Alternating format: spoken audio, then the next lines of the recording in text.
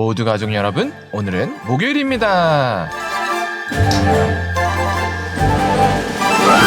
인생을 살다 보면 무례한 사람을 만날 때가 있죠. 그러면 이런 무례한 사람들에게 억울한 일을 당하기도 하죠. 그렇다면 이렇게 무례한 사람들에게 억울한 일을 당하면 어떻게 해야 할까요? 그 답이 바로 오늘 본문에 있어요. 그래서 오늘 묵상을 잘 들어보시면 하나님 안에서 억울함을 해소하는 방법을 아실 수 있을 거예요. 그러면 오늘도 묵상에 잘 참여해 주시고요. 꼭 댓글로 무엇을 느꼈는지를 나눠주세요. 그리고 오늘의 시편을 한 절이라도 암기해보면 어떨까요? 그러면 오늘 본문인 시편 35편 듣고 올게요. 제35편 다윗의 시. 여호와여, 나와 다투는 자와 다투시고 나와 싸우는 자와 싸우소서. 방패와 손방패를 잡으시고 일어나 나를 도우소서. 창을 빼사 나를 쫓는 자의 길을 막으시고 또 내 영혼에게 나는 내 구원이라 이루소서. 내 생명을 찾는 자들이 부끄러워 수치를 당하게 하시며 나를 상해하려 하는 자들이 물러가 낭패를 당하게 하소서. 그들을 바람 앞에 겨와 같게 하시고 여호와의 천사가 그들을 몰아내게 하소서. 그들의 길을 어둡고 미끄럽게 하시며 여호와의 천사가 그들을 뒤쫓게 하소서.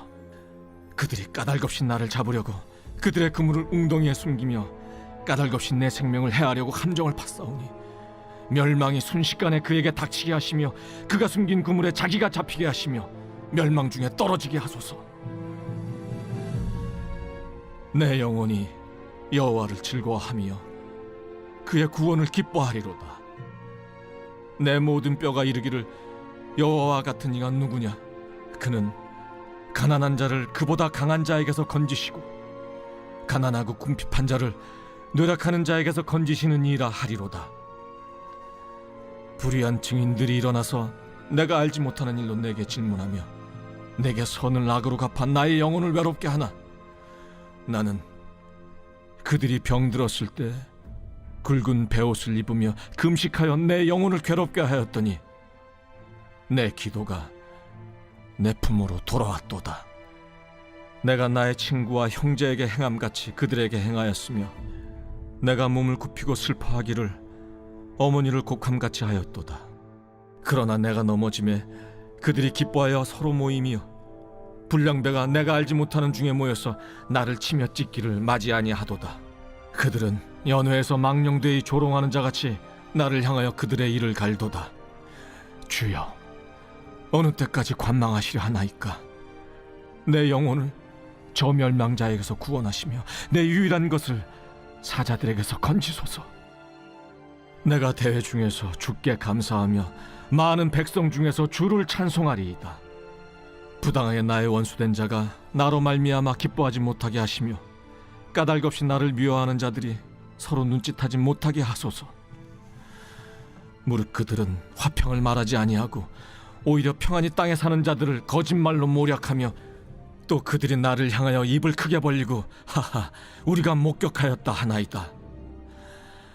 여호와여, 주께서 이를 보셨사오니 잠잠하지 마옵소서.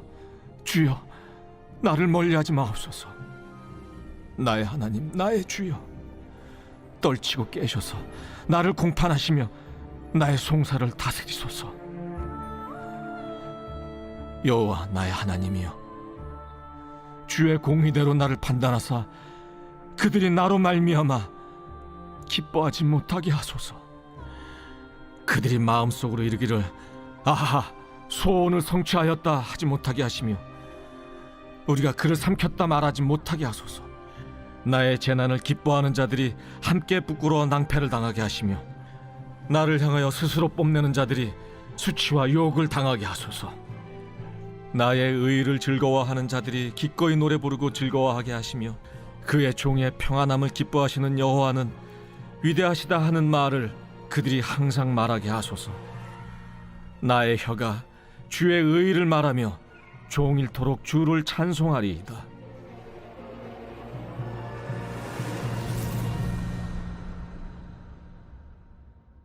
다윗은 원수들에게 조롱을 당하고 있었습니다. 그들은 다윗이 망하기만을 원했습니다. 그러나 다윗은 이들에게 크게 대항할 수 있는 상황이 아니었습니다. 그리고 바로 이런 상황에서 다윗은 오늘 시편을 지었습니다. 그래서 다윗은 1절에서 하나님께 자기 원수와 싸워달라고 하소연했습니다. 왜냐하면 다윗은 하나님 때문에 원수들에게 직접 복수하지 않기로 했기 때문이었습니다. 그런데 다윗의 원수들은 다윗을 잡으려고 그물을 쳐놓았습니다. 그래서 다윗은 하나님께 원수들이 그들의 그물에 걸리게 해달라고 간구했습니다. 그리고 다윗은 하나님께서 반드시 자신을 대신해서 복수해 주실 것을 믿었습니다. 그래서 여호와를 즐거워한다고 노래했습니다. 그러면서 다윗은 자신이 원수들과의 관계에서 무죄하다고 토로했습니다. 그래서 자신은 원수들이 병이 들었을 때마저 금식하며 기도했다고 토로했습니다.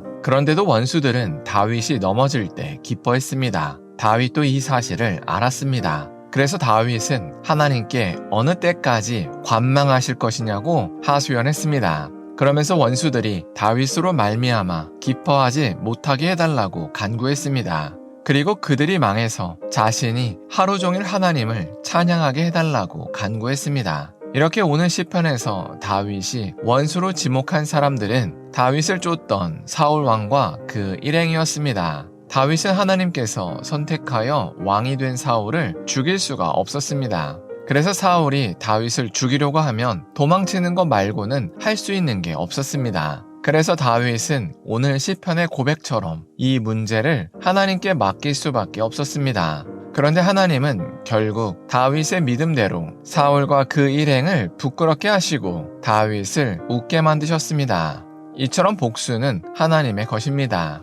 그래서 우리가 복수해서는 안 됩니다. 왜냐하면 우리가 복수하는 건 우리가 하나님의 역할을 뺏는 것과 같기 때문입니다. 그래서 우리가 다윗처럼 억울한 일을 당했다면 하나님께 탄원해야 합니다. 그러면 하나님께서 가장 적절한 시기에 우리의 억울함을 갚아주십니다. 이처럼 하나님은 우리의 억울함마저 다 알고 계십니다. 그래서 예수님도 마태복음 5장에서 의를 위하여 박해를 받는 자는 복이 있다고 하셨습니다. 왜냐하면 하나님께서 우리가 예수님을 위하여 억울함을 참는 것을 아시기 때문입니다. 그러면 하나님은 억울함을 참는 사람들을 대신해서 원수들에게 가장 적절한 복수를 해주십니다. 물론 우리가 원하는 대로 하나님께서 그들에게 사이다 복수를 하는 장면을 우리 두 눈으로 못 볼 수도 있습니다. 그러나 예수님께서 다시 오셔서 시작되는 종말의 심판대에서는 우리가 반드시 하나님의 복수를 볼 수 있습니다.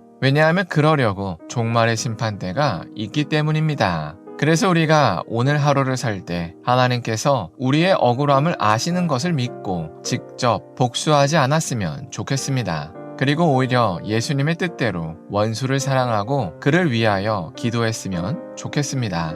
기도하겠습니다.